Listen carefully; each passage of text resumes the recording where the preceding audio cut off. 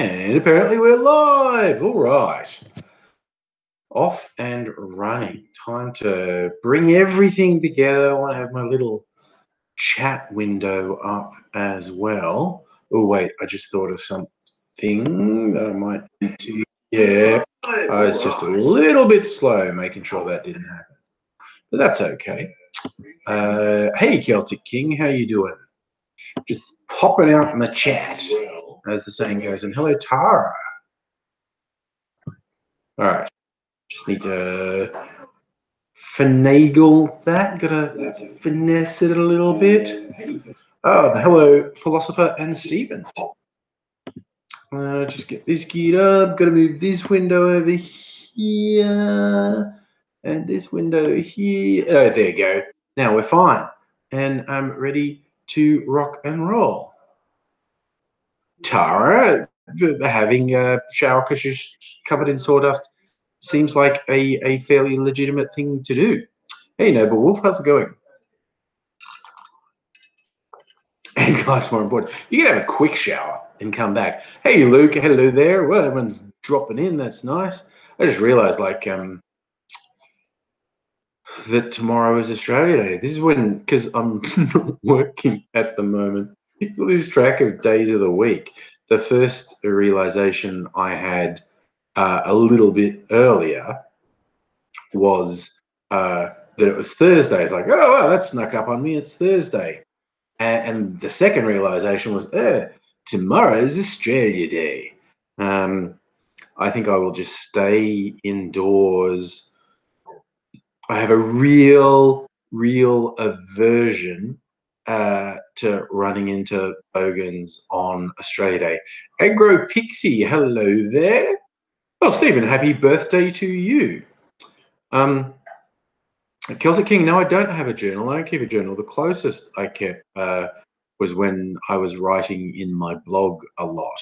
But that wasn't really journal stuff. That was written pieces that were intended to be entertaining. But yes, I've had a go at writing a journal once or twice in my life, but never stuck with it.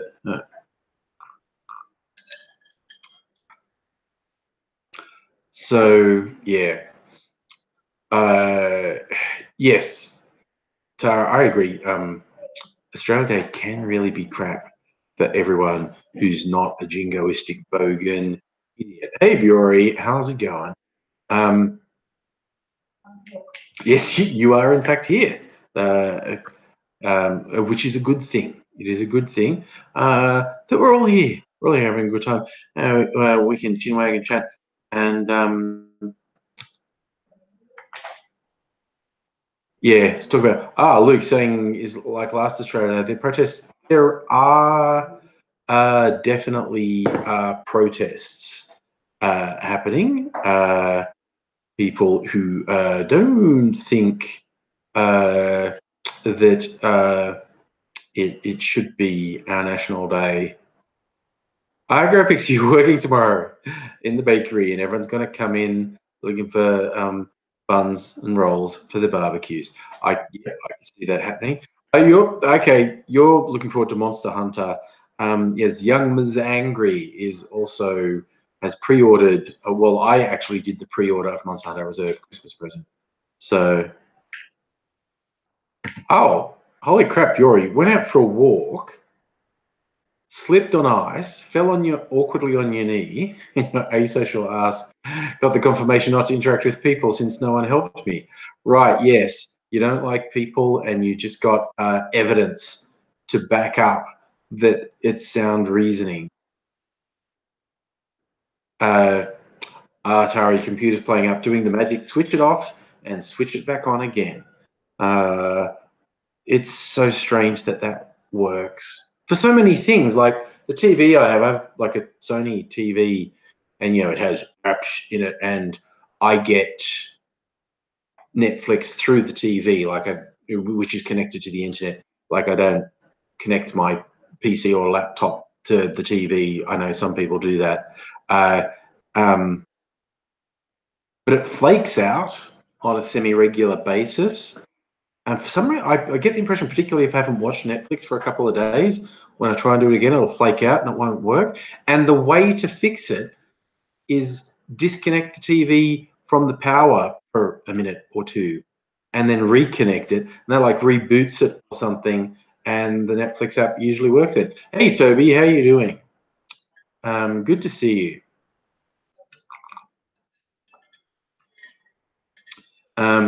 Yes, but so, connected devices, it sounds great in theory, but, if you end up becoming reliant on connected devices, when they play up or when you lose your internet connection, it's a major deal.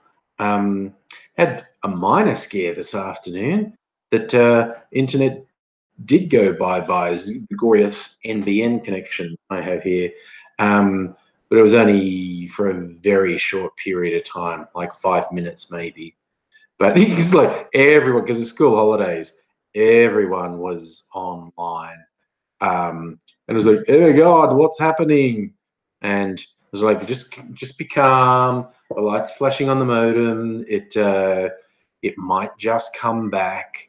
If it doesn't come back in 5 minutes, I'll unplug the modem and restart it. But it came back, so we were fine.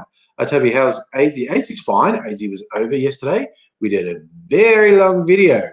For anyone who hasn't seen it, it's about 48 minutes of me and AZ riffing on a whole bunch of subjects. I had no idea we'd gone on for that long. I knew we'd gone on for a long time. I thought it was about half an hour. Turns out it was not that far shy of an hour with no script and no pauses. And then, because my camera shoots in 4K, that took forever to render. Even when I thought, okay, I'm not going to render it in 4K, I'll step it down a little bit. It took hours to render, but then uploaded fairly quick to YouTube. But no one's commented on it, but you see it's a green background behind us, and usually I'd chroma key in something, a background, whether it's a video background or just a still picture.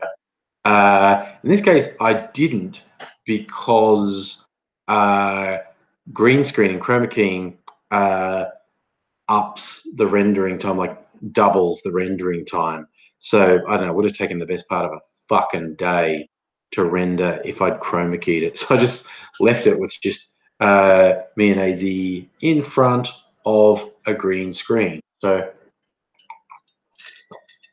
yes, Luke, I am on the NBN. What's good is the upload didn't take that long. It was like when I rendered it, it was like a 5 gigabyte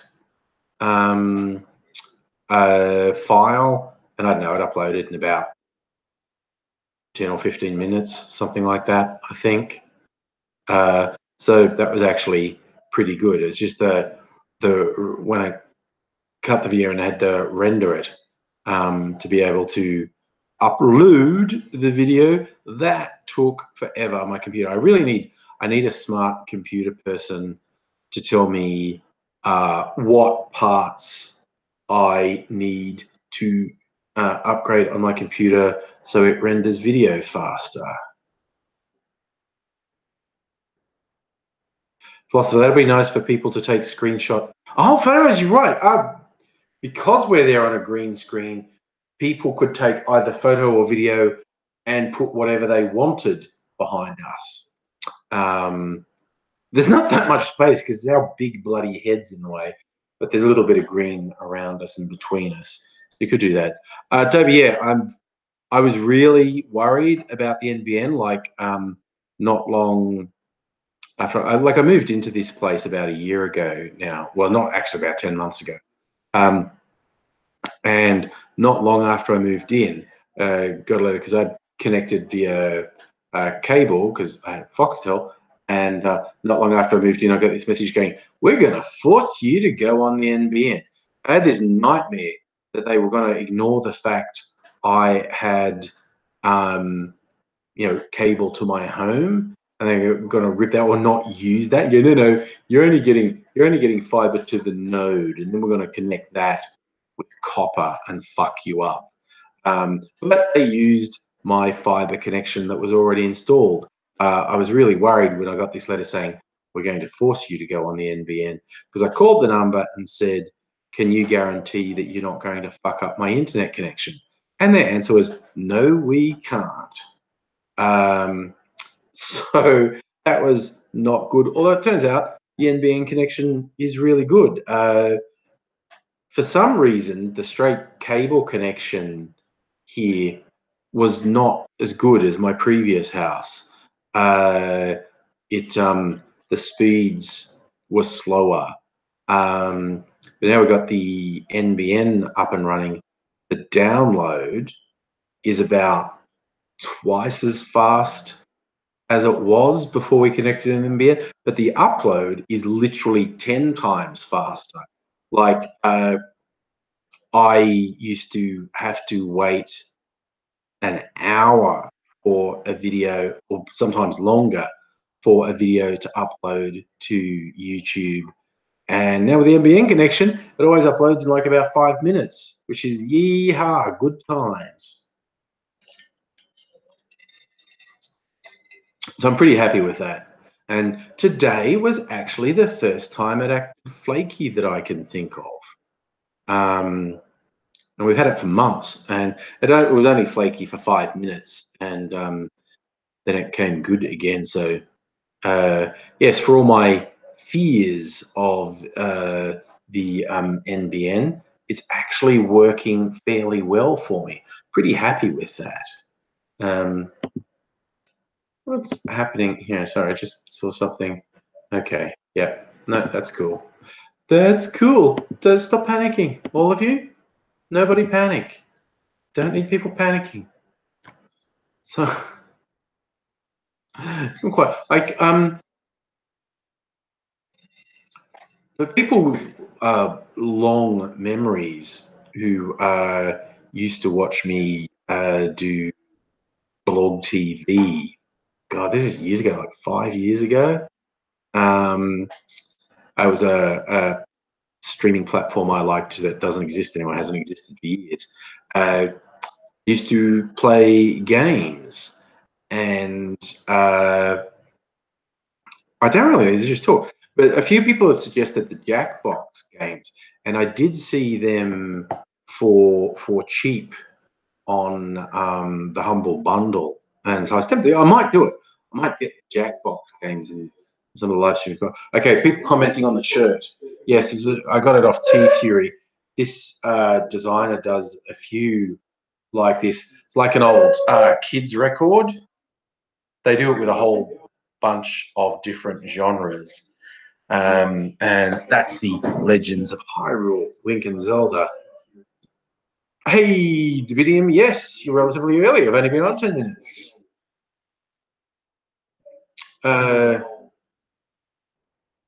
Yeah, Toby, that's my experience exactly. If the video is a couple of gigabytes, it took like an hour to upload. Now, yeah, 5 minutes.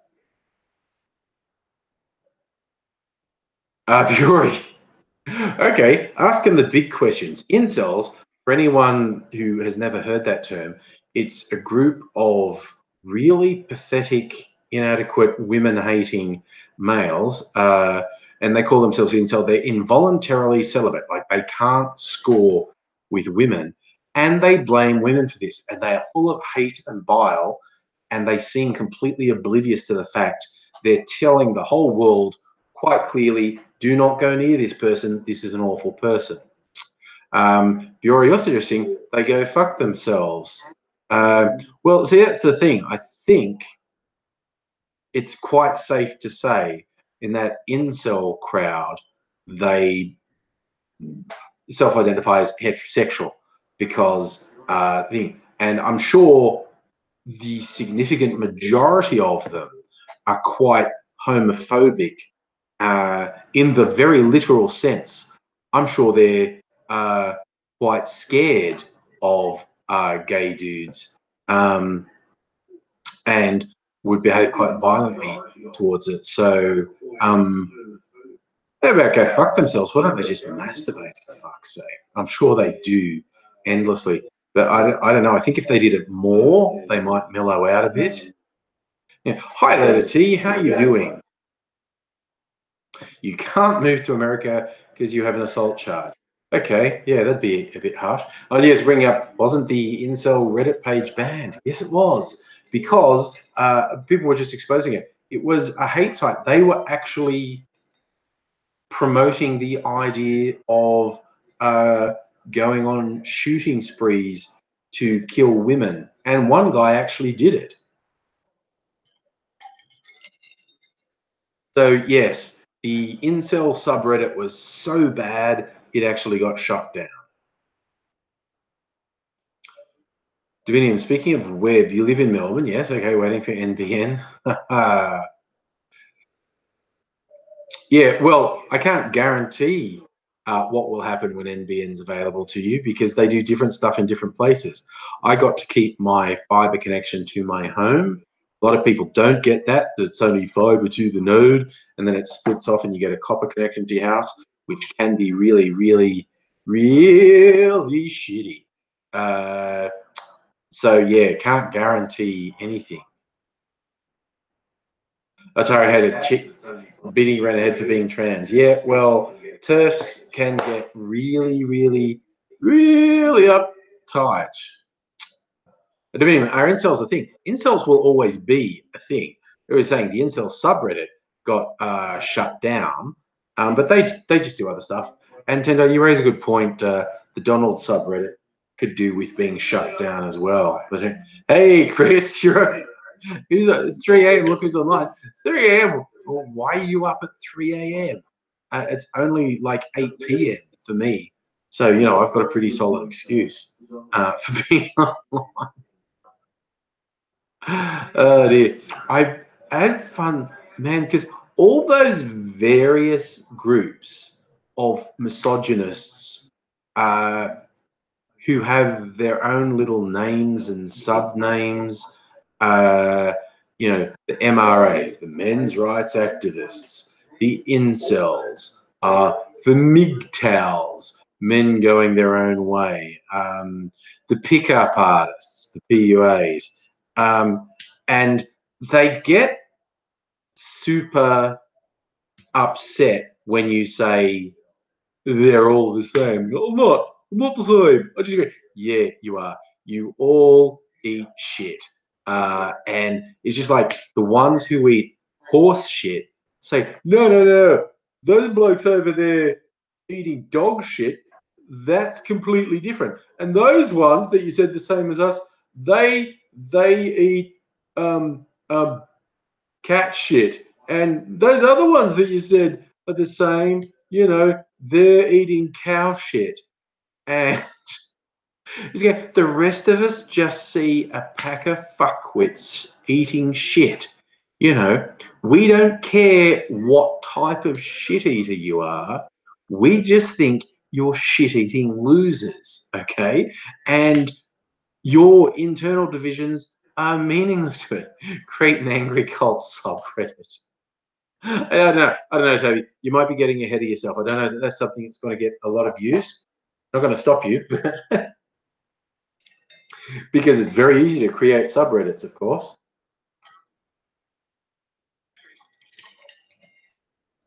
But yes, yeah, Divinium, you're right. Incels are awful, and they, to me, I think incels are the weirdest group because their name defines themselves. They're involuntarily celibate. They want to have sex with women. They're not getting sex. And their next step from there is to be hate-filled little pus bags spewing venom everywhere. And it's like, dude, do you think that makes you more likely to have sex? Because it doesn't. You know, it's just like, holy fucking shit. Oh, look, yeah, Vinny, you're right. These people like incels and the MRAs and whatnot, are looking for some sort of demagogue, someone who can say, look, and this is what I do, except for different reasons, but someone who can say the shit they want to hear and reinforces their worldview. Yeah, I mean, the last 5 or so years online, various really obnoxious right-wing commentators came up on YouTube and other platforms, whether they were preaching anti-feminist shit, you know, racist garbage, anti-Muslim garbage, just basically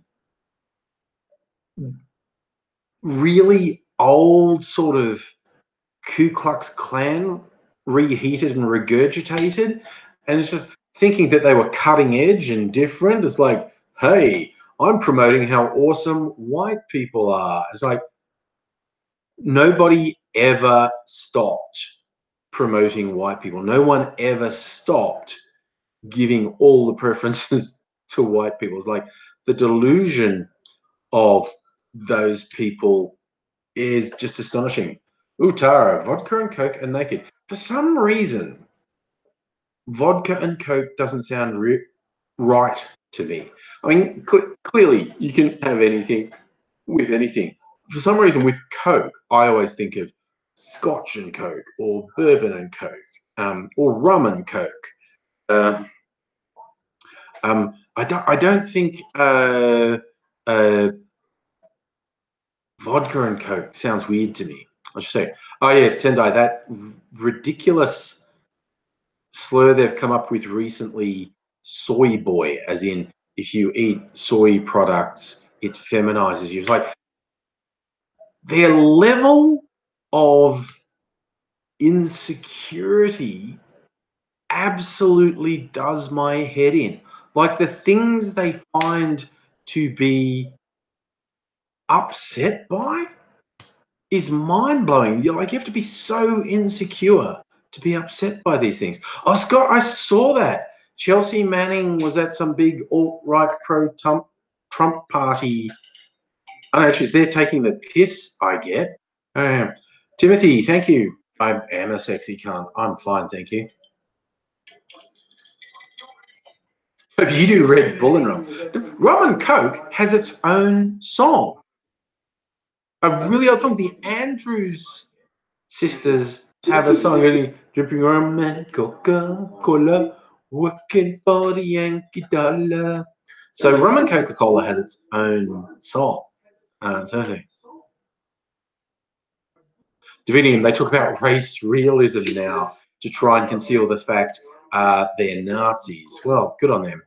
Philosopher, yes, that thing about soy is because of the phytoestrogens. They are convinced eating a lot of soy products raises estrogen levels in your body, therefore makes you less of a man.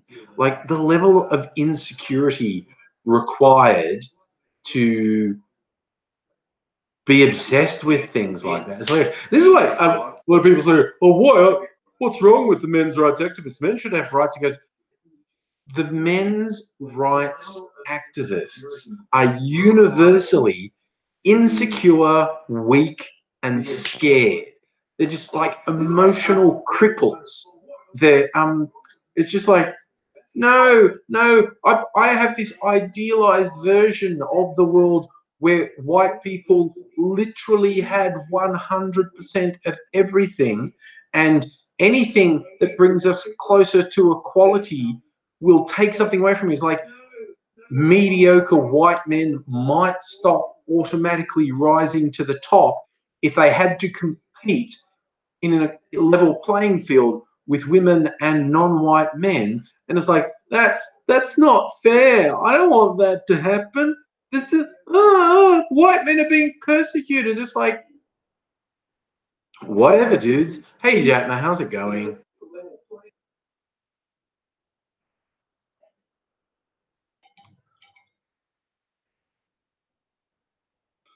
You're saying, Tara, saying if you have a shitload of soy milk, like more than a litre today, it will drop your testosterone levels. Okay.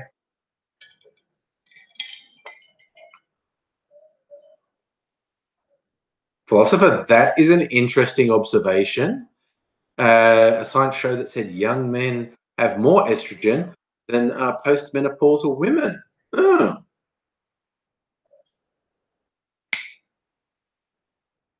These people being persecuted. I always think of we all remember the scene in Monty Python in the Holy Grail with the anarcho-syndicalist peasants.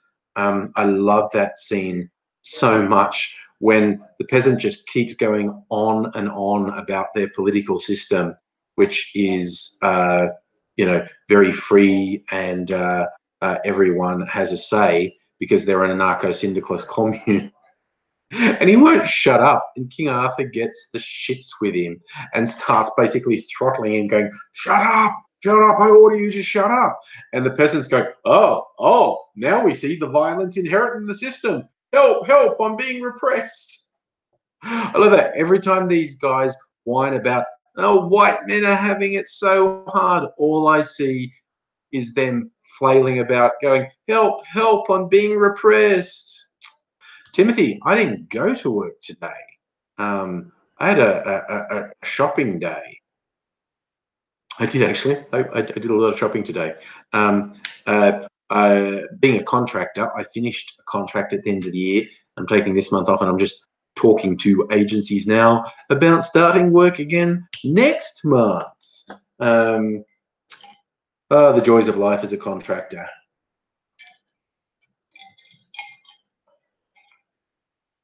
Oh, musical aviator, you've had a bad day. I'm sorry you had a bad day. I am glad that coming in here in our chat may make your day feel a little better. For those who don't follow me on the socials, I was posting stuff today that I found I was in Costco, and one I did specifically on Facebook for my friend Corey Williams, Mr. Safety, and his mum was a wine called Ladies Who Shoot Their Lunch. And Corey and his mum were out here a few years ago. I've got a bunch of videos of when they were out here. And Dana, his mum, is a hunter. And so we were in a bottle shop, and she saw a wine. It was an Australian wine called Ladies Who Shoot Their Lunch. She thought, that's perfect for me. And they got it. It's good Australian wine. It's a good quality wine, so they enjoyed it, and she took some back. I was in Costco today. They had really large bottles, like a double volume bottle of Ladies Who Shoot Their Lunch. So I took a picture of that for Corey and Dana. But then when I was in the liquor section, they had a 7-litre bottle of Belvedere vodka. It was like, it's huge. And just as a novelty, I took a picture of, look at the size of the bottle of vodka.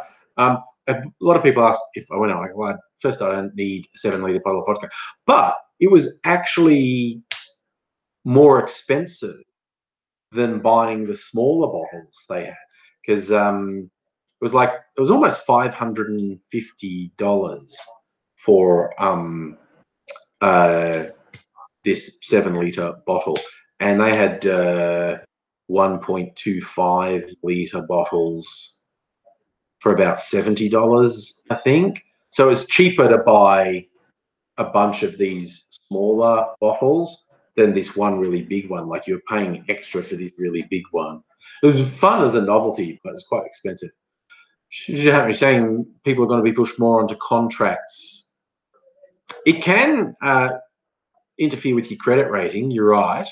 I think broadly, workplaces forcing people onto contracts is very bad. I choose to do contract work rather than try and get a permanent job.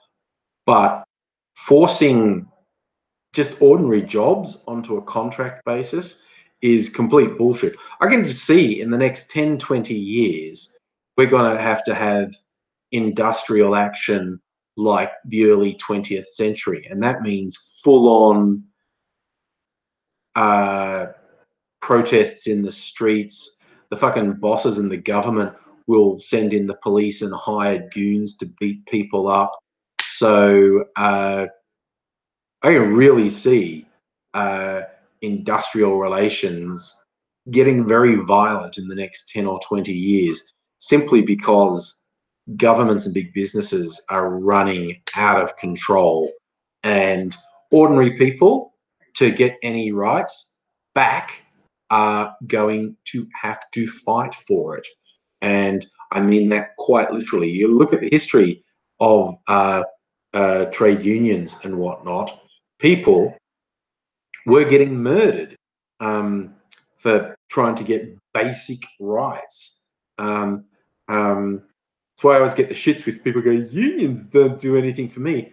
Unions have done everything for you, and people fucking died for stuff that you take for granted. So, sorry, I just scratched my arm and now it's bleeding. I burnt my arm cooking a hot fat sprayed on me, and it was like hard scab, and I just scratched it because I don't know, distracted and bored. Now it's bleeding everywhere. I clean the blood off my arm. Tendai, that's a horrible realization. You just remembered Boss Baby got nominated for an Oscar over Lego Batman. I assume that's for Best Animated Feature, is it? I have not seen either Boss Baby or Lego Batman, but seeing the trailers and stuff, that does seem like a bit of a travesty. Boss Baby does seem kind of awful. Lego Batman does look like it would be much better.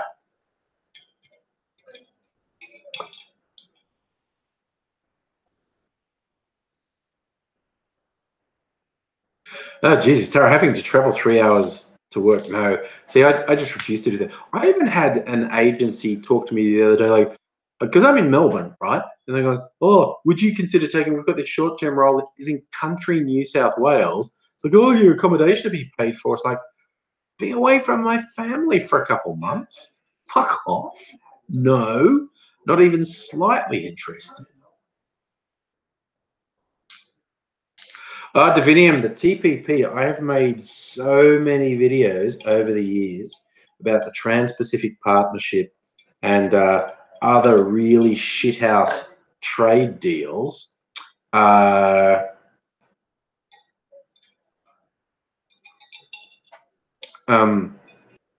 Mind you, when I saw that the countries going ahead or planning to go ahead with the TPP without the US, that's better than the TPP with the US. Quite honestly, there may be some benefit for primary producers in Australia. It's hard to be sure because we're not actually allowed to see the details.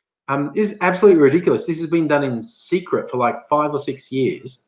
And even governments have been forced to, parliaments have been forced to vote on it without knowing what it was they were voting for. But there could be a funny upshot. If it went ahead without the US, it could have a significant negative effect on the US, particularly primary producers. Suddenly, with all their exports go bye-bye, and these other countries just trade with each other under a preferential deal, that'd be really funny if, because it's Trump who went, I'm not doing the TPP. Which I thought was great because I thought it'd finally kill it because the TPP is fucking terrible. But without America, it's for the other countries, it's better without America. And it would be funny if that blew up in Trump's face. Sort of the least bad thing he's done, if that actually blew up in his face and had all the rural voters super angry at him. But yeah, who knows? You never tell with this shit because it's not like the governments tell you the truth, or the big corporations tell you the truth. Jatma, yes, you're right. It wasn't a TPPP. It was the Russian hotel room PP. Even that's gone away for a while. Divinium, I get where you're coming at with that. there was and this is the thing, because we don't know what's still in it. There was definitely a bit in the TPP that said corporations could sue governments if, like, a government in a country enacted a law that a corporation said hurt their interests, and that was the biggest, most extreme piece of bullshit that I heard of in the TPP. Now, what I heard was that had been taken out, that too many people said, like, no, we literally cannot have corporations having the power to overrule elected governments. That's insane. So, but again, we don't know for sure because we're not able to see the details of the TPP. Stephen, you're saying that there were Captain Cook and other statues graffiti today. I did not see that.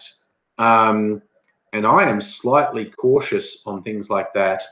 I mean, yeah, look, people actually do. I am not in favour of doing it. Not sort of hugely upset at people who do that. I just don't think that would be productive. I don't think that would gain a productive outcome. So, oh, here we go. I'm looking it up now because it's interesting. The Hun tells us statue of James Cook in St Kilda and the Burke and Wills sculpture in the Melbourne CBD have been defaced. I thought the Burke and Wills statue was gone. It was in storage of something. Ooh, the Captain Cook thing had pink paint dumped on it. Okay.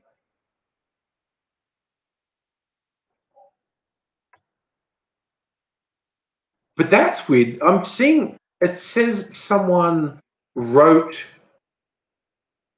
on the Captain Cook one that they threw pink paint on, but it's hard to tell. See, the world's gotten so fucking weird that you know, you never know who's doing things. Is someone doing something to discredit another group? I mean, I think the sort of defacing the statues is kind of shit. But I mean, just looking through this article and this complete fucking plonker from the government, Alan Tudge saying, "Oh, they're trashing our narrative."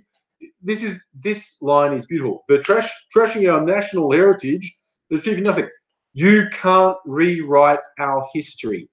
Everything, or 90+% of what conservatives say about Australian history and pride in Aussie is rewriting history. People saying like, "Oh, there's nothing negative about white colonisation," are literally glossing over the centuries of rape, murder, pillage, attempted genocide, and slavery. It's just like that. Those are the people who want to rewrite history. Like John Howard famously referred to people who want to actually address shit that really happened in this country. He called that the black armband view of history. It's like, oh, I feel bad. It's like feeling bad about thousands upon thousands of people being murdered and hundreds of thousands more being displaced, dispossessed, treated like shit, having their culture destroyed. That's bad.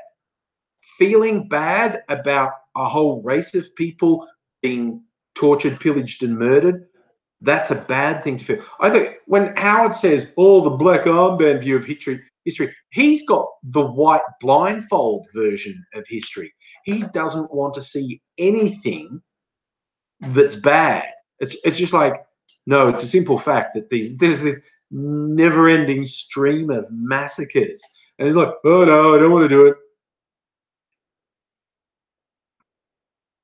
Divinium, they're right. You don't know who did it. I mean, you know, right down, look at history, the Reichstag fire, the thing that Hitler used to introduce like a police state in Germany was actually orchestrated by Hitler and a gang. Let's blame it on the Jews. But yeah, so yeah, in relation to these statues being defaced, I don't support that. I think it's kind of dumb.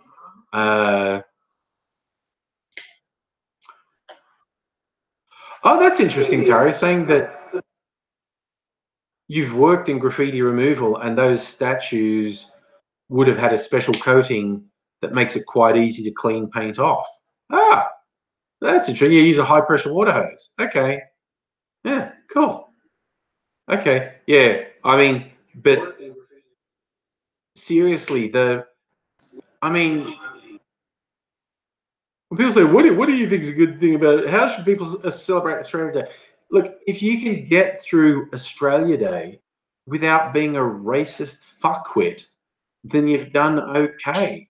It's literally like, as much as I'm not a nationalist or jingoist at all, if someone wants to go, I want to wave a flag and say, I love Australia, cool, knock yourself out. I'm not going to interfere with the fact that's how you see things and that's what you want to do. But if you could just avoid being a racist fuckwit. And, a lot of people say, oh, yeah, yo, Bogans, try not to punch anyone just because they're not you. It's like, it's not even that. It goes further. Obviously, they shouldn't be going around punching people because they decide they're not Aussie enough. But just fucking don't be a racist dickhead. I'm with you. Look, my plan is to stay at home. It's a joke about people getting drunk. I'm starting now, getting drunk for Australia. But no, I am actually just going to stay home.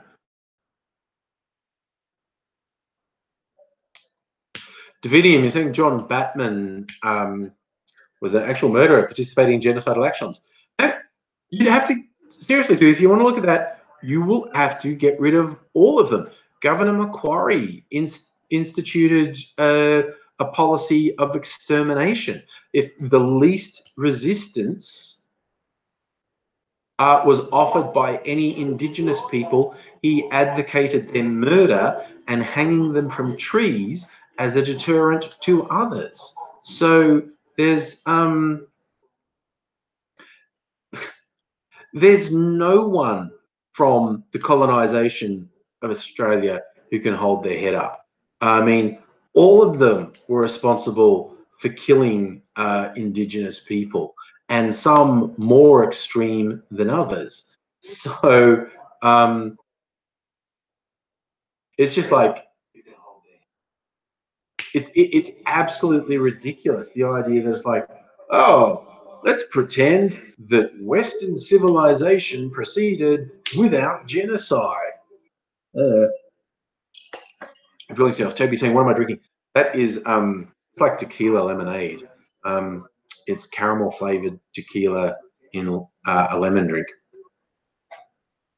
Yes, Shatma. Well, see, yes, we enslaved islands. This is a thing that a lot of people are either just ignorant of or willfully blind to. When they say, well, at least Australia didn't have slavery, which is categorically wrong. And because Australia not only had slavery, it was much worse than slavery in the US, because slavery in the US had legal status. So there was a whole bunch of definitions and what it meant, and there were controls on it. Whereas the slavery in Australia, the kidnapping of Pacific Islanders to force them to work on cane fields in Queensland was not legal, even though they were doing it and not being punished. It was illegal. So the slaves had not even the vaguest legal protection because it was illegal to do it, and everyone turned a blind eye to the fact that these Pacific Islanders were being kidnapped and forced as slave labor to work in cane fields in Queensland. And so many people in Australia either don't know about that or refuse to countenance that. And it's absolutely ridiculous. Oh yeah, Kevin, I say Bogan Day because it's Australia Day tomorrow. And it's where all the bogans come out of the woodwork. And so, yeah. I mean, of course, Australia was founded on white slave labor as well. The convicts who were sent out here, they were indentured workers. They had no rights, and they built all the early houses, the early roads, bridges, and whatnot. And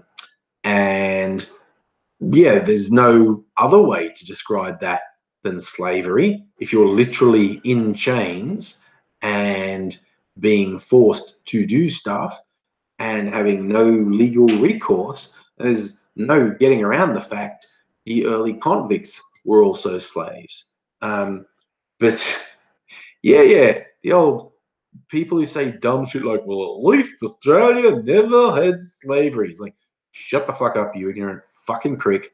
Pick up a goddamn book sometime, maybe. Oh, you're right, Tara. The general employees, they're moving more and more to being treated like slaves. You know, when you got people like Gina Reinhardt saying, I could import workers from Africa, you'd be happy to work for $5 a day. Why should I pay what these unions say I should pay? I mean, bitch, why don't we drag you out into the street and fucking hang you in the public square? I don't know. I don't know why we don't do that. Oh, yeah, Divinium, that's the giveaway. Well, there'll be a lot of Australian flags shirts and shorts and whatnot. I'm competing as people. But yes, Australia flag capes is a big fucking warning sign. Toriana, I think you're right on the cusp of a fallacy there. When you say Irish were sold into slavery like the Africans, if you mean in America, that is a misrepresentation. What happened under English law, some Irish prisoners could work off their sentences as indentured servants. Now, they didn't have a choice but to do this work, but to equate them with the African slaves who were slaves for life, who could never escape from slavery, who, if they had children, those children were born into slavery. That is completely different from indentured servitude, and it's at best disingenuous to say it's the same, and it's at worst blatantly racist to equate it with the slavery of Africans. And you're right, philosopher, wearing the flag is disrespectful. When you look at lists, like America particularly has this big list of how to treat the flag with respect, and wearing it as an item of clothing is right up on the list of this is disrespecting the flag. Oh God, Musical Aviator. Facebook is fucking shit. Yeah, no, Facebook. People, it's just like the conservative pollies and media outlets have not stopped repeating the blatant lie about African gangs in Melbourne. And people have just heard it so often, they started to go, it must be true. It actually must be true, even though it isn't. Oh, Taboo, how do I feel about angry foot watching as an angry secular?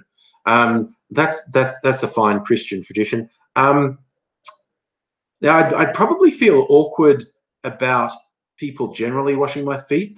I'd be perfectly happy with forcing Aidsy to wash my feet, though. And I don't know, that's probably one of the many things he gets off on.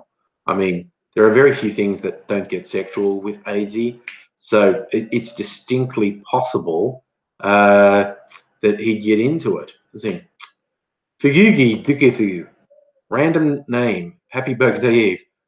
getting. If only it was the only day when people ran around waving flags, going "Love it or leave it." It was like, yeah. Oh, Safa, don't trust any politicians. I mean, it's a cliche to say it, but I mean, honestly, even politicians with whom I agree on most things, they're still self-serving. They're still their number one goal is to get re-elected.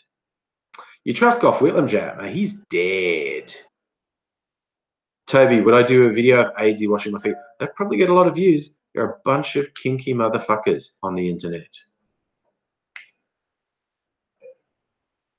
Oh, Davidium, I kind of learned a while ago, don't get into these arguments. It's straight up, if someone's a fuckhead, it's like, no, blanking you out, not talking to you. God, I lost my rag at someone. I don't know, it was probably like a year or even two ago because they were circulating these blatant lies from a misogynist hate page. And it was like, we got Age of Shitlords. And there's this just anti-feminist hate. And I was like, what the fuck is wrong with you? Why are you doing that? Oh, well, I know the guy. Well, you know a horrible little misogynist fuckhead who's lying. But even like, he's lying. I mean, you should know just from looking at it, this is evil fucking hateful lies. And you go, oh, I think we should hear both sides. And I just lost it and went, I think you should fuck off. I think you should fuck off. That's absolutely disgusting. And you trying to justify this is reprehensible. And there's no excuse. Oh, why won't you have a dialogue? Because fuck you. That's why not. Just fuck you. Seriously. Tito, this is why you're saying this is like a mental health, mental therapy page. That's why I do it. The catharsis. Get it out there.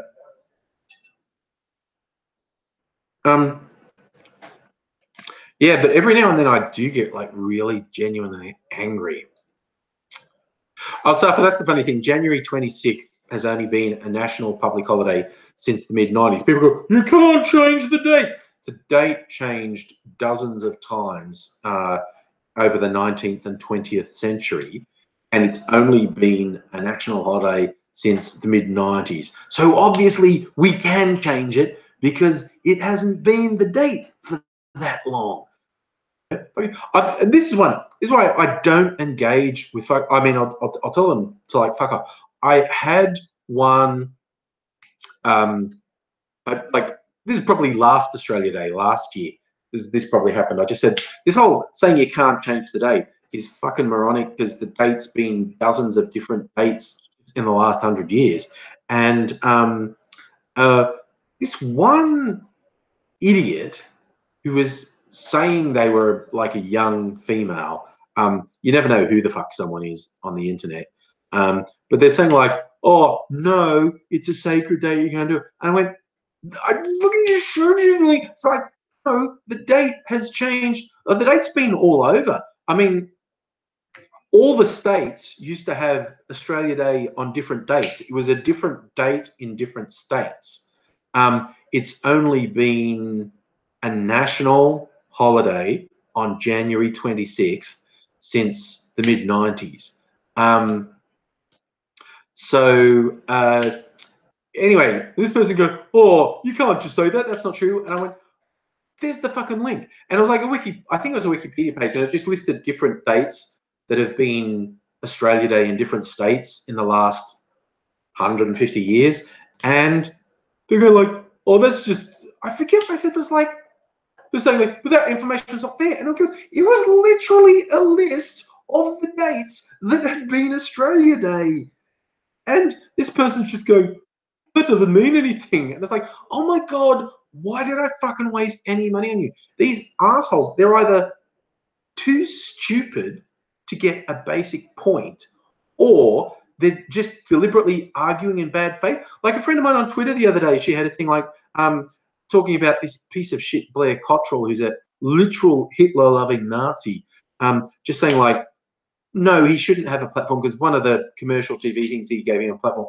You shouldn't give platforms to Nazis. That's just fucked.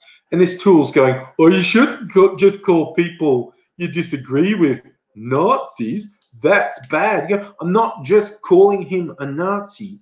He has a swastika tattoo. He celebrates Hitler's birthday every year. He's on record as saying Hitler's a great bloke and his photo should be in every Australian classroom and the Mein Kampf should be taught to school kids. He's an actual Nazi. And after shooting this person down, the person just goes, oh, tell someone who cares. It's like, see, don't engage with them because they're either too fucking stupid to get a simple point or they just argue in bad faith and waste your fucking time.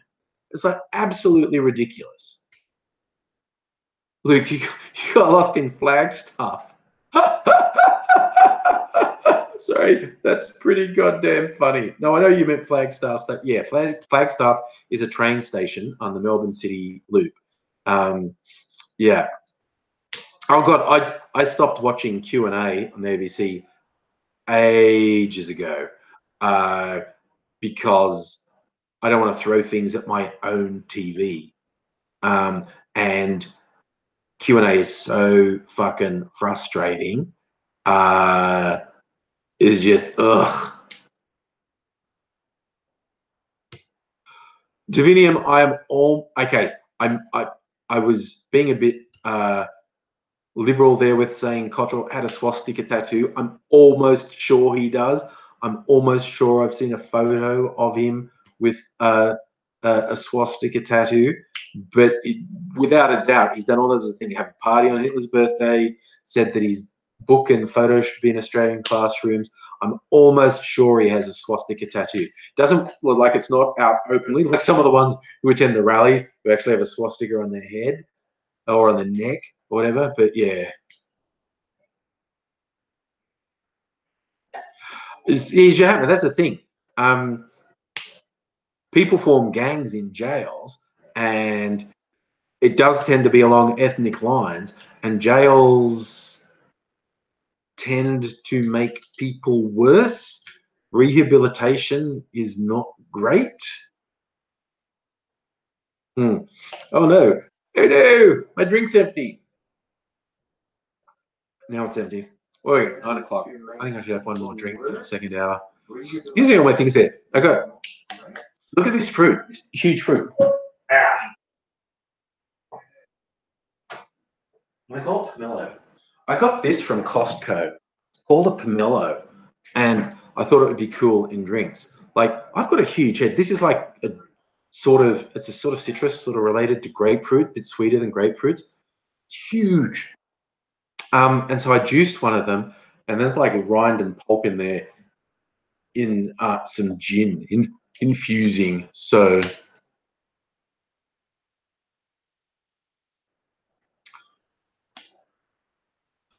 you are right, philosopher. You do get people on the right saying Q&A is too lefty and people on the left saying it's too right wing. I just say it's a pile of shit, and it's a tribute to Tony Jones's ego.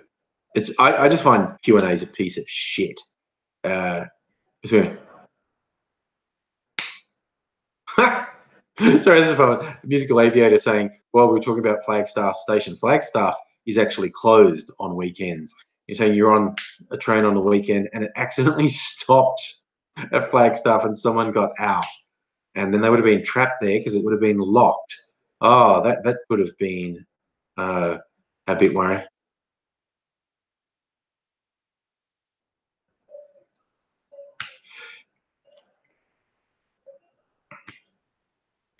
But yeah, Bury asking, has Celtic King, has VD joined a gang? I think what we learned is VD has no friends in jail, so he would be a gang of one. Yeah. Divinium, yep, look, I couldn't swear on a stack of Bibles that Blair Cottrell has a swastika tattoo or another coded Nazi tattoo. But I think he does. I think he does, but yes. And you are, Safa, what are these people who call themselves patriots? and think of the diggers, think of our armed forces, support the troops. And they worship the enemy their own troops fought against. It's absolutely mind-blowing. Philosophy, you're saying the 2018 Australian of the Year is Professor Michelle Yvonne Simmons. I don't know who that is. What did she do? Oh my God. Terry, your fur child is blind, hiding under the wife's desk. We got 2 cats around here. They could be up to God knows what.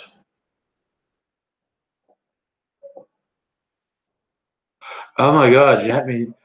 Brendan Abbott is in jail. You can't be friends with him because everyone hates him and you'll get in trouble if you're friendly to him. Oh, Tara, we got a storm alert, did we? I haven't noticed that. It was supposed to rain tomorrow. Is it escalated into being worth a storm alert? Hey, Screever, how's it going? Right. Now, decisions.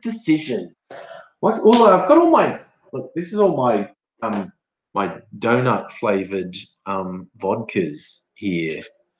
A friend gave me a little pack of Jelly Bellies that were all themed around, I think it was Dunkin' Donuts, but they're all donut flavors. So I've got like strawberry and glazed and blueberry and chocolate and cinnamon apple flavored vodkas now.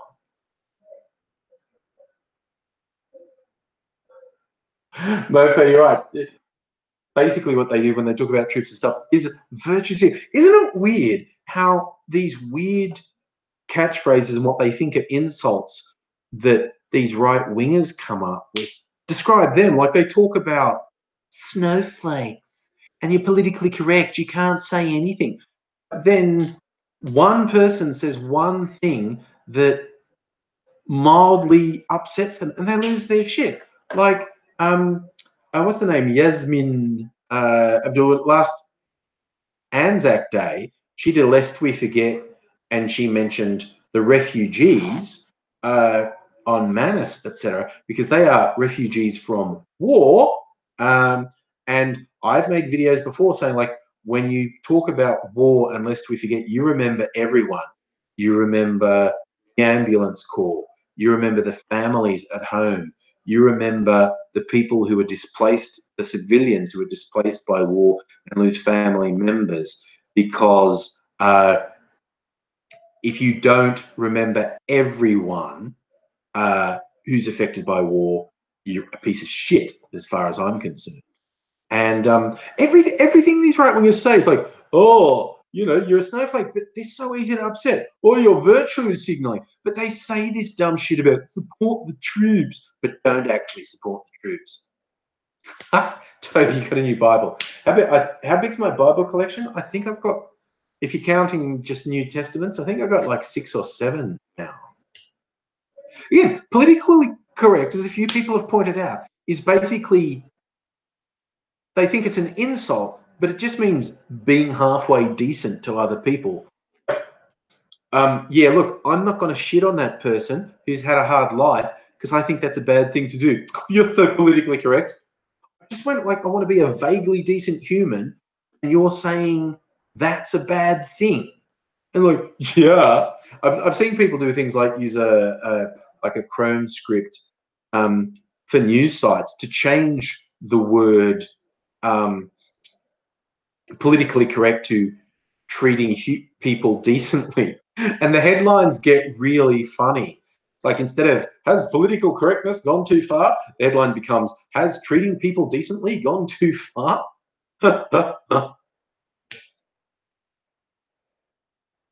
Should be saying your mate's brother served 3 tours and can't work again.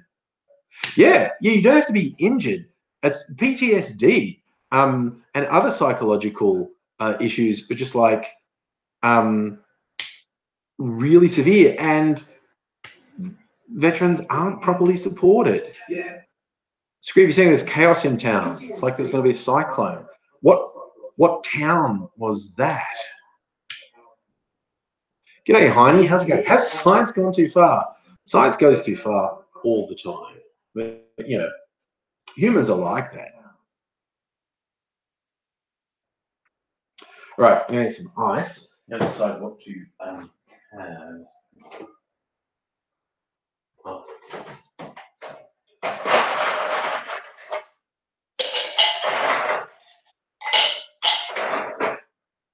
And this one. That. And some lemonade. Here's my lemonade. Ah. All right. I'm gonna try a thing I haven't had yet. This one I made. Yeah. It's okay. It looks black on there. It's actually purple. That's grape. This is again a YouTube friend from America who sent me a bunch of American candy. The same person that I made those donut flavored vodkas from the Jelly Bellies. In the little care pack they sent, there's some Mike and Ike candies. This is grape Mike and Ike, so grape vodka. Now I haven't actually tried this. I only just put this through a filter today, so we'll see what that tastes like. Let it I'm a sexy man beast. Am I the god of sexy man beasts? That's not a bad aspiration to have. It's still 42 in Adelaide. Look, we were supposed to get the heat wave today and tomorrow, and now they're saying it won't be till Saturday and Sunday. Like we're going to be 40 on Saturday and Sunday.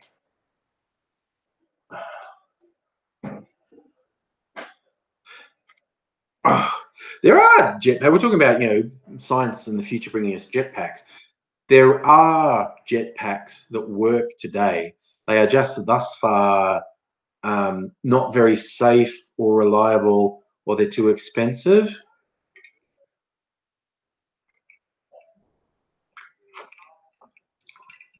Safa, can I sell you some of that? No, but I've got. So you can see there's not that much of it. I've got 5 flavors of it. But yeah, it's basically there's a special pack of Jelly Bellies that was all themed around donuts, and they're not bad. That obviously doesn't taste like actual grapes, but it does this does taste like candy. No. Let's see, what's our latest weather prediction? Oh, it's gone up a little. They're predicting tomorrow will be 30. Ah, but they've brought Saturday and Sunday down. That's interesting. Saturday's supposed to be 33 and Sunday's meant to be 39. Those were both higher last time I looked. Let it see, what do I like to drink? I like making my own cocktails. There's all these flavored drinks. There's not much light back there, but I don't know. I've got a lot. I went out shopping today, and there was a bottle shop that had a few specials on, and I got some stuff to make cocktails with. You probably just see that one sort of yellow colored. There's some pineapple. It's like comparatively low alcohol stuff. It's like from some vodka or gin base. It's like 20% alcohol. There's a pineapple one, and I got a lime one because I thought that would be good for making cocktails. Oh yeah, Melbourne's usually a lot cooler than Northern Victoria, Safa. Yeah. Toriana, you make jelly shots. I don't usually do that. It's too much trouble. But as I said in previous ones, for Christmas, Mrs. Angry got me a book on cocktails, and we carved last weekend. We had a lot of fun making some of them. Yeah. As you say, Tende, you put the lime into coconut and drink it right up. Oh, I'll show you one I got. Every time someone says, are you going to do something here? I might do it to AZ. I'll show you this one.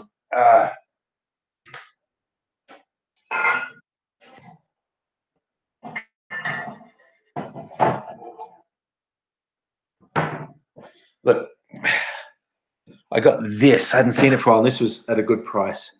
Some mezcal. Mezcal, which is like, but not exactly tequila. And look, it's got worms in it. Can you see the one? Who votes? We should do a video where I make Aidsy eat a worm.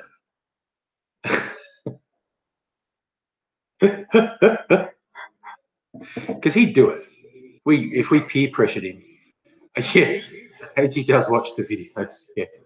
Not necessarily the live ones, but it happened you ate 2 worms and pissed the bed. Those facts may not be directly related. I'm just throwing it out there. They may not be directly related. Let us see. Am I religious? No. We've had this discussion before. My key thing about religion is I am quite convinced every religion in the world is completely wrong, not slightly wrong, but absolutely wrong. I am quite convinced of that. And as you know, to sort of steal the line from Ricky Gervais, if that makes me an atheist, adherents to any religion are only this much less atheist than me, because they're rejecting 99.999% of religions that have existed over the course of human history and hang on to their one. So they're this close to being an atheist. My view on the concept of a God, a supreme being, a creator, I think it's irrelevant whether we believe that or not. Because if there was a supreme being, like some unknowable creator beyond us, why the fuck would they care what the talking monkeys on this little dirt ball in an infinite cosmos believed? Like, that's such a human conceit. To say God is this great, all-powerful, beyond us, impossible to know, but he's just as vain and obnoxious as humans are. Like, really? Really? I mean, that's just human. What you're saying is human. What you ascribe to God is completely human. And that makes no sense at all to me. So, yeah, I just think it's irrelevant. Look, hey, maybe there is a creator. Maybe there is a supreme being. I'm just convinced they wouldn't give a shit whether or not I worshipped them. I want to smell this mezcal. They wouldn't give a shit whether or not I worshipped them, because it can't possibly be important to supreme being. Oh, letter T, Pascal's wager. Correct me if I'm wrong, but Pascal's wager is basically someone saying, I believe in God because I'm playing the odds. If I believe in God, but God doesn't exist, I've lost nothing. But if I don't believe in God and God does exist, I lose a lot. Therefore, I believe in God. And that's dumb as fuck, because the idea that will fool, if there was a God, that would fool a god? Like, Pascal's wager is dumb as shit. It's absolutely fucking ridiculous. Yeah, as a philosophy, Pascal's wager is garbage. I'm gonna smell this.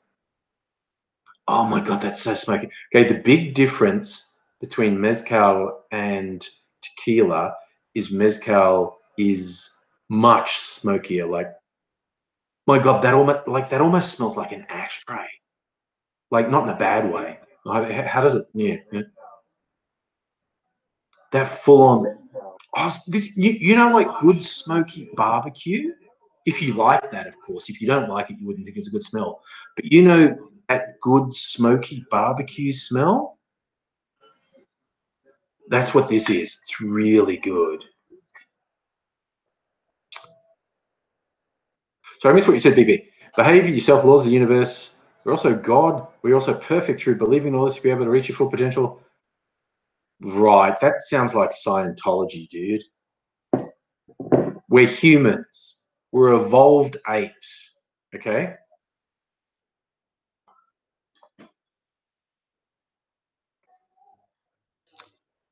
Yeah, look, Divinium, Lovecraft knew what he was talking about.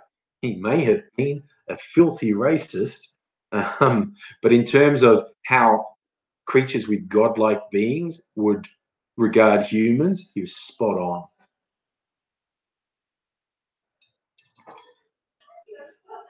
One of my favorite writers is Neil Gaiman. He rose to fame with a comic in the 90s called The Sandman, Dream of the Endless. And he's since written an enormous amount of best-selling novels. A few have been adapted, like American Gods, which is been developed into a TV series. It's a book of his. And who's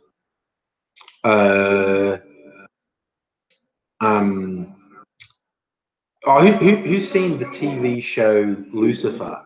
That's loosely based on his version of Lucifer. It was in the Sandman comics. Lucifer gave up his dominion in hell, was sick of it, and walked away from it, and opened a piano bar in Los Angeles. And that's where Neil Gaiman's Lucifer and the TV Lucifer depart.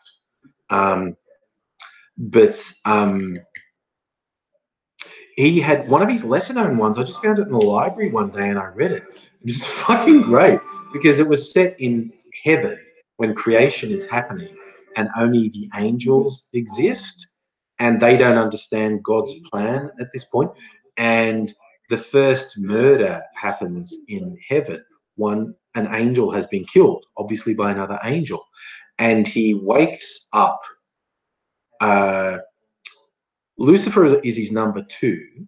And I think it's Lucifer. I can't remember if Lucifer investigates or Michael investigates. Michael is the Punisher. So when they eventually find out who did it and why they did it, Michael kills them. But Lucifer's involved. And when he sees, it's all God's fault. Like, it couldn't happen if God didn't design it to happen. And when the punishment's meted out, like, Lucifer's just going, this is not just.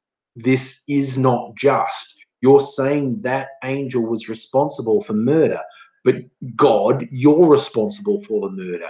You put it all in place and made it happen. And it's like sowing the seeds for Lucifer's rebellion. Really quite good. BB, when you believe God's the only capable of, what happens is you put a negative and impossible mindset in your brain that stops and slows down your brain. And yeah, look, BB, you want to smoke the ganja, I'm completely on board with it. But unless you're sharing with the class, we're not going to be on the same plane. Letter T, Pokemon Go, I don't play it anymore. I played it for like over a year. But when they changed everything, when the gym battles, I was like, oh, fuck, I don't cope with change. I'm not doing this anymore.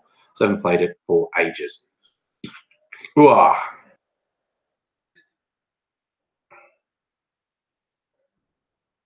Divinium, I think you hit the nail on the head about Lovecraft. Yes, he definitely has some awful xenophobic views. Some may be product of abuse, but his analysis of human nature, pretty goddamn good, quite honestly. And again, what an elder god would do with humans, he was pretty spot on with as far as I'm concerned.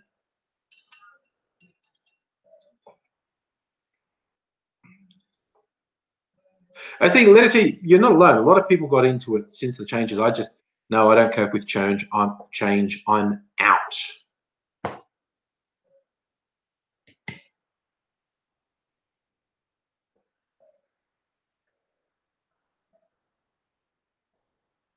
Okay, I think I've missed what Safa and Jahatna were talking about communist-controlled countries and a church-controlled country.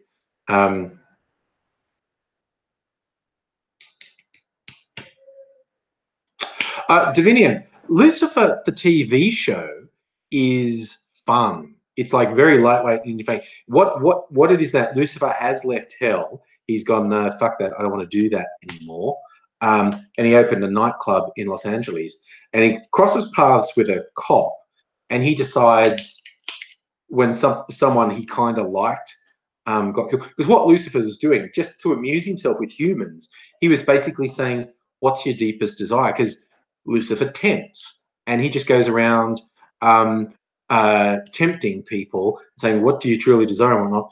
Then someone he likes gets killed and he comes into contact with this cop, and he decides he's going to help this cop punish people, because that's also what Lucifer does. He punishes the wrongdoers.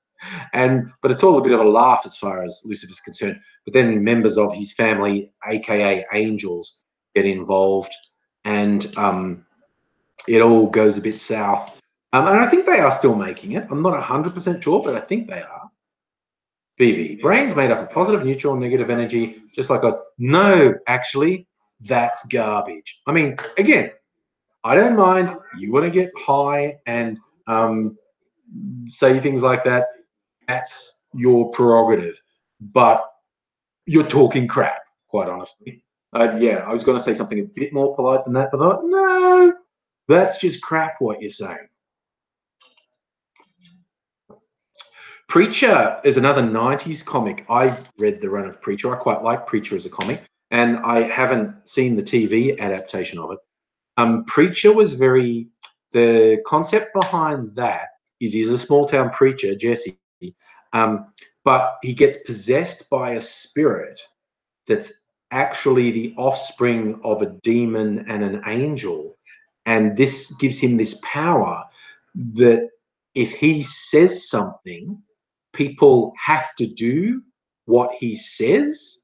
Hilariously, when he's sick of one guy, he tells him to go fuck himself. And then that guy ends up in an ambulance because he took it completely literally and cut his dick off and jammed it up his own ass. So it's like, if Jesse tells you something, you can't resist. And yes, letter T, I still read comics. My current ones, The Walking Dead. I've been into The Walking Dead for years. The comic is still running. The comic existed for about 5 years before the TV show started. And I've been into it since way back, and I still get The Walking Dead. But a newer one, which I thoroughly recommend, called Kill or Be Killed. And it's by a collaborative pair who've done a lot of stuff together. Writer Ed Brubaker, who's done heaps of stuff. He's written Batman and other superhero stuff. But they do sort of indie creator and stuff as well. And the artist's name's Sean Phillips, who started off in the British 2000 AD comics that have Judge Dredd in them. And there's a colorist who does really good work. I don't know her name because I've just been following Ed Brubaker and Sean Phillips for years. They've done a lot of collaborations. And there's a thread that runs through a lot of the Brubaker Phillips collaborations where it's about identity and what you present to the world, and even how you see your own identity and how that's not always real. And they've sometimes used superheroes for that. They've used spies for that. They've used magic for that. They've used Hollywood to represent that. And in Kill or Be Killed, as this kid, early 20s, and he gets visited by a demon who tells him, because this kid had mental health problems and he tried to commit suicide and he failed. And this demon said, I saved you. And now, after your suicide attempt failing, you want to live. Well, you have to trade a life for a life. Got to go, Tendai. See you later. So the demon says, okay, for you to stay alive, it's a life for a life. You have to kill someone. You have to kill one person every month or you'll die. And of course, he doesn't want to do that. He doesn't want to kill people. He thinks, well, and but then the day before the month runs out, he gets really sick and he thinks he's going to die, and he kills a bad person. And the next month he kills another bad person. But then you realize he's got really bad mental health problems. The kid, he's on medication, and he realizes he hasn't been taking his medication. And it's like, oh, wait. Oh, wait, is that a coincidence? When I stopped taking my meds, I felt like I got visited by a demon who told me I had to kill people. Maybe I should just take my meds and stop killing people. And he thinks that's the thing, but then it gets complicated, and he finds evidence left behind by his dad, who committed suicide, that his dad had this same vision. And like, well, what the fuck is this about? And then he's got messed up because one of the people he killed was in the Russian mob, and now the Russian mob are after him. And so he's having to kill a bunch of Russian gangsters just to stay alive. And there's still this gray area with, okay, is it just because of his mental health issues he's hallucinated this demon and he's just killing people because of his hallucinations? Or is there some shit happening? And it's still grey. It's grey as to whether, is this just a manifestation of his mental illness, or is weird shit happening and he's actually getting this visitation, and like, whoa, who knows? Divinium, I have not read Jodorowsky's The Inkle comic. You hit the nail on the head. Too many good comics and graphic novels. I occasionally just go into the Melbourne libraries have pretty good collections of comics, graphic novels. And like I said, there are certain people, when I see their name, I go, well, that's probably good. I'll read that. Like Warren Ellis, who famously wrote Transmetropolitan. He's written a lot of mainstream superhero stuff too. Basically, when something's written by Warren Ellis, I think, well, that's probably worth reading. And like the guy who writes Kill or Be Killed, Ed Brubaker, he does a lot of mainstream superheroes. He's done Captain America. He's done Batman. I read a series, this was in the library, that Ed Brubaker wrote. It's about the cops in Gotham. Like, it's not about Batman. It's about cops trying to be cops when they're completely outshone by Batman, and they're really quite resentful about Batman and the way he behaves. And it's cops trying to deal with Two-Face and Mr. Freeze and the Joker and the Penguin, and it was really good. I think it's just called Gotham Central or something. Safa, I read some digital comics, yeah. Oh, we're talking about Dune. Is it a new Dune film, or is it going to be like a high-end TV series? I thought the new Dune was, because we're in the golden age of television now. I thought it was going to be a TV series. Wouldn't swear to that, but I thought it was going to be a TV series. I mean, speaking of which, what have I seen on TV? There's a Netflix series called The End of the Fucking World. It's about a really disaffected teenager who thinks he's a psychopath because ever since he was little, he hasn't really felt emotions or whatnot, and he's tortured and killed little animals. And there's this girl he's decided he's going to kill. That was interesting. Wasn't bad. Wasn't fantastic, but it was interesting. And they're short episodes. They're like 20-something minutes an episode. I think there's 10 episodes. I watched the whole thing. It was not bad. End of the fucking world. Okay, Toriana. Your favourite author, Mark Tufo, has turned his zombie Fallout book series into graphic novels. There's a lot of crossover. Graphic novels, TV shows, movies. Goes back around. Now, so far, I haven't got Stan yet because I'm still working on Netflix. There's a shit ton of stuff I still have to churn through on Netflix. But I want to get Stan because I want to see things like Preacher and a couple other things that are only on Stan in Australia. Jhatma, I say do that. You haven't thought of comic or animation about druggies in Brisbane who do silly stuff? Plot ideas about one of them having lucky undies? I say go for it. That's what I love about the modern world. No barriers to entry. You can just do shit and get it out there. And it might go nowhere, but it might be fun. Like, I've started writing some stuff on my blog. I haven't got very far with it. It's like it's a novel length story I wrote like 30 years ago and never did anything with. So I'm writing it up in little chunks and I'm rewriting bits of it as I go on my blog. I've just done the first couple pages of it, like 6 or 7 pages of it. It's a fantasy thing. It's basically, it's called Otherworld, and it's a split between two people playing a game of Dungeons and Dragons, and that game of Dungeons and Dragons told as a fantasy story. And what happens between the two people influences what happens in the D&D game, and what happens in the D&D game influences what happens to the two people. So I've just started that. I've probably like 7 or 8 pages into it. I've done it in, I think I've put 3 chunks up on the blog so far. I want to write on it more regularly. Basically, over the course of this year, try and get it all up on my blog. So yeah. Yeah, but that's not that far off it. Jumanji with D&D. Yeah, it's not that far off it. Except they're not sucked into the game, but it's the parallel between them in the real world and the game as they see it in their heads. Like, I'm not just saying roll d6, you do this much damage. It's like when they start rolling, then it switches into the game done as a fantasy story.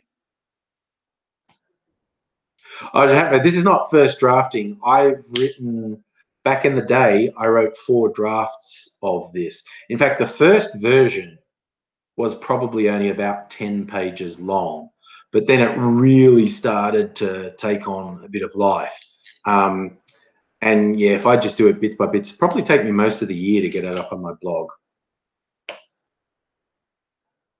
Davinium, you're right. The different streaming services, it's a real fucking pain. Because I do have Netflix at the moment. I mainly got Netflix for the new Star Trek, but I have found a bunch of stuff to watch on there. And when I exhaust Netflix, I will probably go to Stan, because there's a couple of series I want to watch on Stan, and then even Amazon Prime, because American Gods is on Amazon Prime. Oh, Toriani, you have a very good memory. I was at one point transcribing Mrs. Angry's mum's diary. She was a little girl during World War II, and she kept a daily diary. And I just thought it would be very interesting to share with people how a little girl living through World War II saw things on a day-by-day basis. And I lost one of the diaries. I'm in so much trouble. Anyway, how many words is my story? I don't know. I could run out and tell you how many pages it is, and that's about 200, 250 words a page.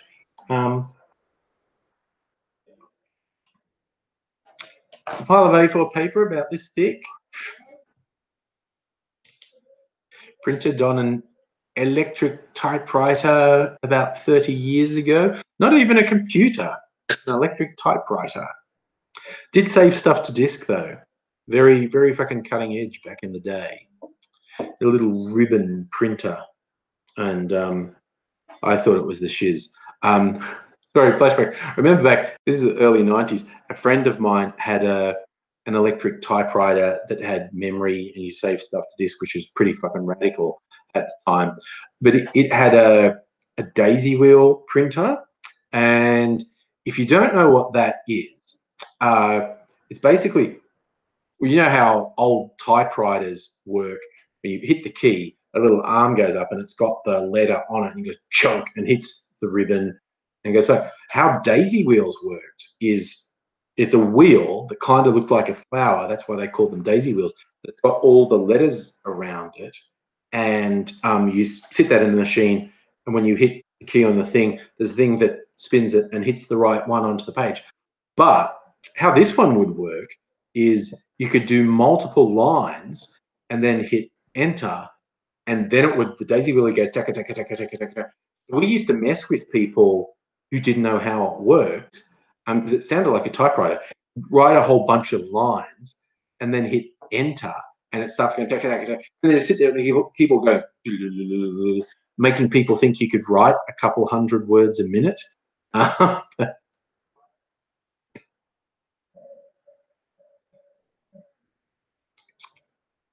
Chapman, 300 double line. No, it's not 300 pages long, I don't think.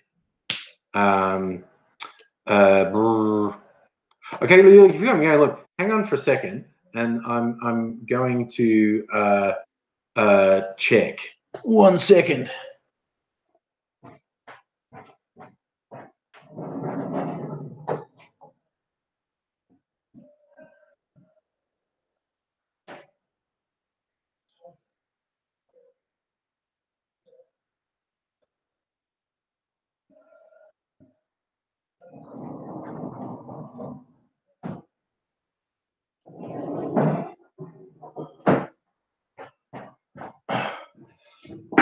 All right, so my story in its current form is about 150 pages, 200 to 250 words a page. The version I do on my blog will probably be longer because as I write it up, I rewrite some bits of it and expand some bits of it. Yeah. Okay, Toriana. Well, it's interesting. DTube Steam had this discussion on Facebook the other day. Someone trying to explain it. And I said, look, what?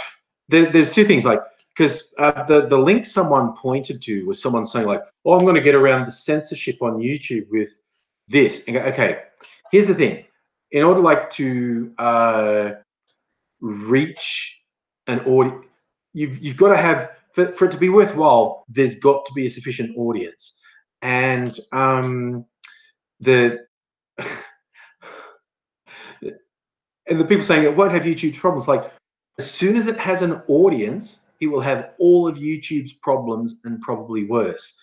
And look, Jordan, maybe if you know something about DTube Steam, you could explain to me, like, what's the fucking point? Like, I've been on YouTube for, I don't even fucking remember, 12 years or something. And I've seen so many sites try to compete with it, and they've failed. And it's like, to successfully compete with YouTube, you need to provide a comparable audience to YouTube. So technically, Facebook's in a position to compete with YouTube. Let's see, would I use YouTube Red? I've had no compulsion to use YouTube Red, which is YouTube's paid service. So the whole DTube Steam thing, which is, it's like using blockchain to distribute the video and whatnot, it's like, I would need to know more about it. I was kind of thinking about looking into it, but everything I saw about it at first, to me, seemed like bullshit, with people worshipping a technology and saying, this technology is the solution. And the problems with YouTube are not technology based. They simply aren't. And for someone to go, this technology is the solution, is to me saying, I don't know how shit works. So people have told me that the DTube Steam blockchain stuff means people who like your videos can pay you microtransactions. Yeah, it's like digital currencies, Bitcoin and whatnot. And it's like, oh, dude, there are so many fucking moving parts here. It's like, I want someone to explain to me, what is it that you think DTube, Steam, blockchain type setups are going to solve? Because everything I've seen is a shit ton of magical thinking and worship of technology without understanding that technology is not the problem. The whole blockchain technology is pretty fucking awesome and has enormous potential, and properly implemented, it could be huge. Toriani saying, oh, the amazing atheist posted a link and he was able to make a few dollars. It's like, yeah, well, like if a dude with a massive legion of sycophant fans makes a few dollars, it's a bit of a fucking failure as far as I'm concerned. Jatma, what's blockchain? It would be more informative if you looked it up, like did a Google search on blockchain technology. It's what all those cryptocurrencies are, Bitcoin and all those. They all use blockchain technology. There are a lot of positives to that. It could end up becoming an extremely good tool for artists and creators that gives you direct connection to your user base. But you need a user base. This is what no one's been able to explain to me. How do you develop a user base with DTube, Steam, or any other blockchain thing? You need to develop the following somewhere else and hope you can get them to buy into this other platform.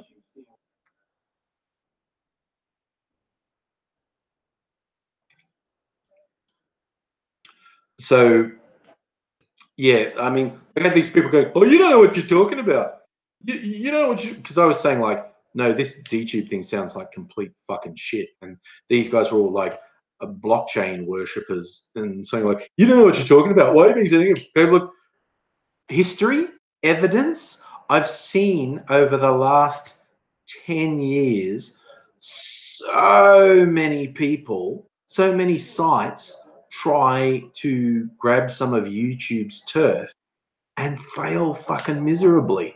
Again, a lot of people don't have very long memories, and a lot of people don't know, like don't remember. There was a video site that appeared before YouTube had a partner program.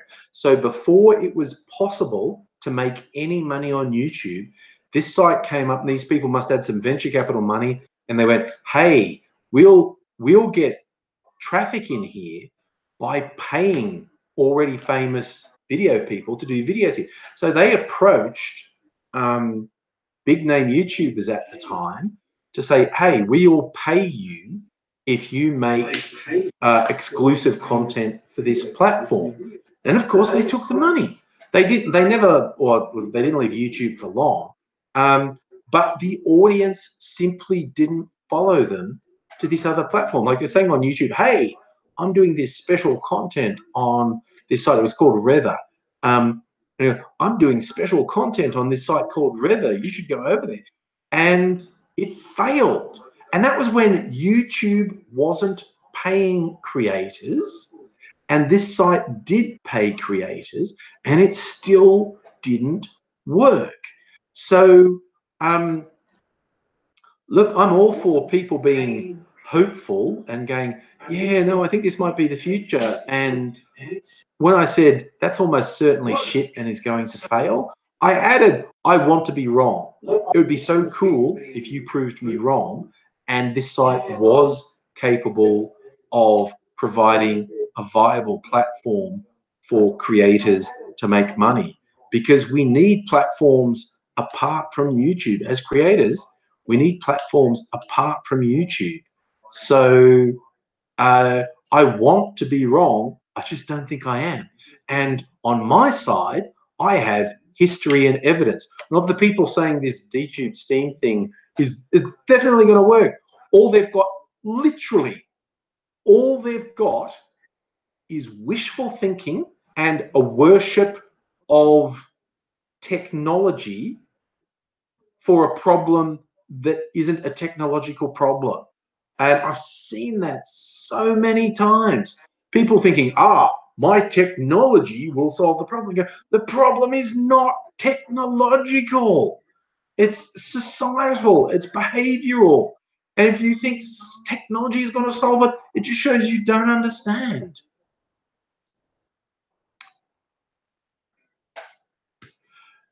You're saying YouTube is Google for videos. YouTube is the second most used search engine on the internet. Google's the first most used, but YouTube is the second most used search engine. And that works really well if you're doing topical stuff like I do. And occasionally, because I've done a video on a topic everyone wants to talk about, I'll get a bunch of extra views on a given video. But it also works with how-tos, tutorials. That's why tutorials are so popular on YouTube, because people use YouTube to search for how to do things. You see things like a video on how to tie a tie that's got 30 million views, which I assume is all young men just before a job interview. Safa, what's third? Probably Bing. I mean, hey, let's do a Google search and find out. Search most used search engine.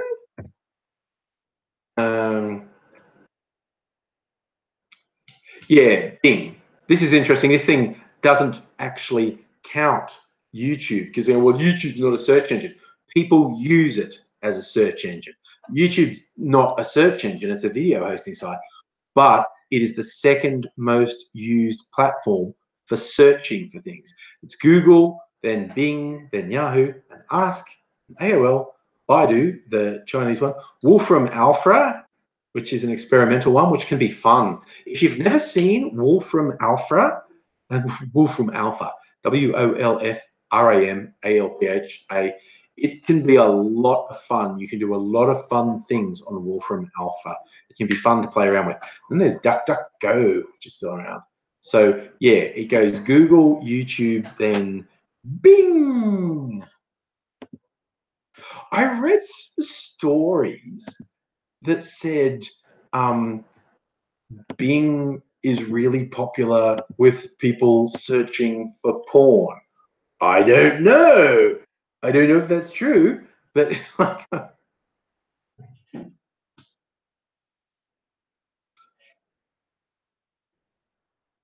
yes. Oh, Toby, you're going to send me a list of angry commandments. That would be good. Yeah, see, Ask Jeeves still exists. It's just called ask.com. They dropped the Jeeves thing, I don't know, 10 years ago. Who remember the first big search engine was Alta Vista? Who remembers Alta Vista? That was the first big search engine. And the big change that Google brought in was like Alta Vista used to boast, oh, if you search, in this term, we'll give you hundreds of thousands of results. That's fantastic. And Google went, yeah, but you want the right answer, not lots of answers. And that's where Google ended up winning, because with their algorithm, they were able to rate the reliability. Toriana Dogpile, that was a search engine that aggregated search engines, if I remember rightly. So does Dogpile still exist? Still work? I do remember Dogpile, and I think it was an aggregator. It aggregated search results. No, Stella, that was the big thing. Google was the first interface that wasn't cluttered, and that was groundbreaking, because Yahoo and Ask and Alta Vista and Microsoft cluttered the whole screen with all sorts of shit. And Google was all about, minimalism, bang. And it was revolutionary. And not least, the they made money from it. Like, search wasn't regarded as a thing you made money from. And famously, the Google founders tried to sell the technology to Yahoo for $1 million. And Yahoo went, search, everyone does search. Search isn't worth money. And Google found the right investors and they continued to help. And yes, then proceeded to make billions and billions of dollars from search, which prior to them, people didn't think was something you could make money from. No, Jet, man. You see, your dad got shut down by your mum years ago when he wanted to buy a Bitcoin. But think I think the majority, if not all the people who did get into Bitcoin early didn't make a lot of money because it's like, they were buying it for a few cents and then it went up to $10 or $100 and they went like, fuck, I'm selling now because this is crazy. And because they couldn't conceive of it going as far as it went. Who has time for all this stuff? Netflix, Hulu, Stan, Amazon, iTunes, YouTube, blah, blah, blah. I mean, seriously, just with Foxtel and Netflix, I can't watch everything that's on those two. And YouTube, Netflix, and Foxtel, I can't watch all the stuff that's on them. It's just, and I can't even watch all the good stuff. There's so much of the good stuff that I can't get around to watching all. Not enough there because I'm trying to do YouTube stuff as well, and have a day job. There's a thing. I got Foxtel for two reasons. When my kids were little, because I've had Foxtel for, I don't know, 10 years, 15 years, I don't know. I got it when my kids were little for all the cartoon channels because they're like 10 kids channels. And I wanted the comedy channel because I wanted to be able to watch The Daily Show and The Colbert Report. And that was the only way to watch them in Australia. And those were the big reasons. And then subsequently, it's their big standout shows like The Walking Dead and Game of Thrones and whatnot. And yes, I don't disagree with any of you who say Foxtel is Satan's sweaty ass crack. I don't agree with that. Oh, Toriana podcast. People always ask me, what podcast do you listen to? None. I never listen to podcasts. Not because I hate podcasts. I've just never done it. I've never listened to podcasts. I just haven't got into it. I listen to music. I have my little earphones in and I'm listening to music. I have a joke once, man, I think all the things you shouldn't do on public transport. Here's one of my votes, and this is a less common one. Things you shouldn't do on public transport or just in public places. You should not listen to comedy podcasts because it's really fucking disconcerting to be somewhere in public, particularly if there's a closed space like public transport, and there's a person who's staring glassy-eyed into the middle distance who occasionally goes,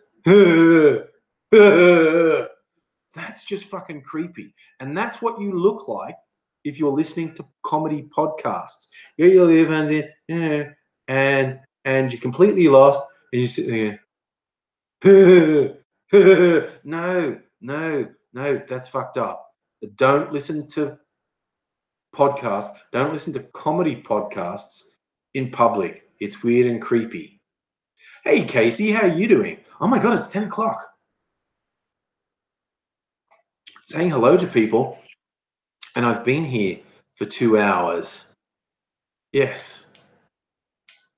Casey, I maybe have a account. I sign up for heaps of things. And I know there is one where I think it's maybe it's Switch, where you can do the stream on that platform and have it come up on your YouTube channel as well. And oh man, technology confuses me, man. I'm too old. I can't deal. So yes, it is almost 10.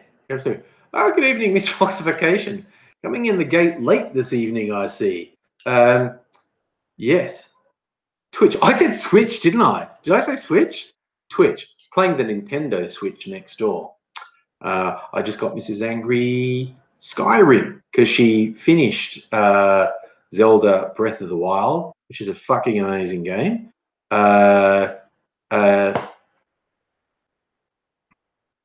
Yes, but now she's playing Skyrim. Yes, Casey, I am going to go to VidCon this year because I went to VidCon last year and it was amazingly motivating. Just being around everyone was really positive. So I got to like up my game in the lead up to VidCon this year. I've got to get a bit more focused.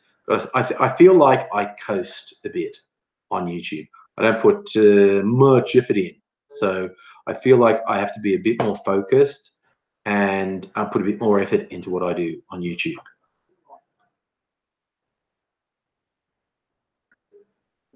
Sorry, Saf, what are you saying? 11 for music in Vic before public holidays, 12 a.m. in New South Wales. I don't know what you're saying there.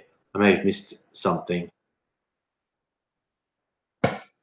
Oh, Casey, I'm never too busy to talk, although I do tend to, yeah, if you see me, I'm always talking to people and rabbiting on and carrying, but I'm never too busy to talk. I had this thing, can you just remind me? I was in the Melbourne CBD the other day and I had my earphones in, stuff, and someone tried to get my attention and hold their hand out. And I thought they were a charity mugger. And I'm so used to charity muggers that are trying to be your friend, and I fucking hate that. So I refuse to engage with them. And I realized after I was just going to ignore this guy who's leaning into my line of sight, holding his hand out. I was going to ignore him, but then I looked at him and went, "You're not a charity." And I go, "Are you?" And I took headphones out and he's going, "Oh, I really like your videos." And I was going, "Oh, fuck, dude, I'm so sorry. I'm so used to tuning out charity muggers. When you held your hand out, I didn't want to talk. I'm just glad I took my earphones out." His name was Ryan. Really nice guy. His name was his girlfriend. And I always enjoy if someone says hello to me. I mean, Casey, I've known for years, so Casey wouldn't be a stranger saying hello to me. But this was a guy just in the street saying, "Hi, I like your videos." And I was like, "Oh, cool." And I'm sorry, I seemed like I was trying to avoid you because I'm so used to avoiding charity muggers. When someone leans into my line of sight wanting to shake my hand, I'm like, "No, fuck off. You're not getting my money." This is the weird thing. Charity muggers piss me off so much that I won't even give money to charities that I support when they do it. Bye, philosopher. I am heading off very soon. It's just ticked over to 10 o'clock. I'm going to go to bed.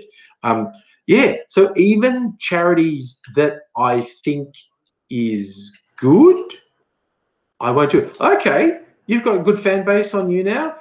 Jet Crew are killing it, by the way. For those who don't know, Jet Crew are a couple of lads, and I've known them for years. And one of them is Polish, or is of Polish descent, and speaks Polish fluently. And they've done a bunch of stuff about trying to speak Polish culture, and they're huge. They're like Australia's #1 Polish channel. They have a huge audience, and they're funny as fuck. They're a couple of real funny bastards, and because they do this Polish stuff. They're huge with the Polish community. And even in Poland, like they posted on Facebook and Twitter yesterday or today, they had a double page spread in some Polish celebrity magazine about, Aussie YouTubers doing Polish videos. Those guys are fucking amazing. Look, Casey, on your advice, I am going to try and check out I think I do have a YouNow account. I'll have to work on it. And Stella, you are right. The kids who are working for the companies, you get them to be charity muggers, are treated like shit. I try not to be rude to them, but I won't engage with them because the whole thing of pretending to be your friend, that's like abusing social convention, and it makes me quite angry. And it's like, you're forcing me to do something that makes me feel like I'm the one being rude. And I'm not being rude. You're being rude because you're pretending that you want to be my friend, but you don't want to be my friend. You just want my money. So fuck you. But yes. Yeah, Tim, you're right. I'm sure they don't like doing it. And but it's just creepy, and I hate it. I hate that they abuse social conventions. So that's why I try not to abuse the chuggers. but I won't engage with them. I won't talk to them. I'll just go, no. I'll just keep walking and go, no. And they go, oh, like your haircut, or like your shirt. Oh, you know, no. You know, having a drink, that probably means I should go to bed. So, as per usual, I would like to thank all of you fine people for joining me this evening. Because as per usual, you were wonderful company. I really had a good time, as I always do. Oh, hey, I just want to see this. Miss Foxification, you went to a training seminar for chuggers. Um, oh, they teach. Yeah, it seemed pretty obvious to me that they teach them the manipulation techniques. Yes, Toby, you're right. Everyone should send me a letter. I keep saying I'm going to send you back. We're going to send you one back, Toby. Got to get AIDSy in here. I'm going to write some postcards to people who've sent us cards and letters and stuff, and write some back. But yes, thank you everyone for joining me. You're wonderful people. Wonderful to spend time with you. I'm going to go to bed. Might do another live stream on the weekend. We'll try and do a TFU video tomorrow, see how I go. Yeah, you know, follow me on the socials and stuff, and give me suggestions for things I should make videos of. Yeah, and have a good Bogan Day, everyone. And yeah, so thank you once again for joining me. I'm going to head off now. So bye now. And I think I'm gone.